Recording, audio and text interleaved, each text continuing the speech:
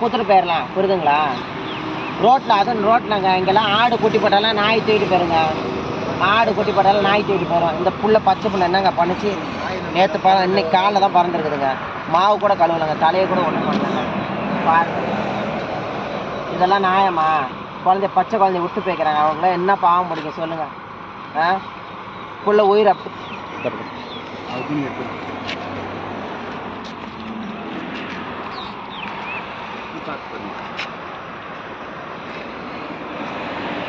First treatment குழந்தைக்கு முதல்ல கொடுக்குறாங்க. பாருங்க, டெலிவரி பார்த்துக்கிறாங்கப்பா, கட்டி வச்சுக்கிறாங்க. பாருங்க, எல்லாமே டெலிவரி கூட பார்த்துக்கிறாங்க.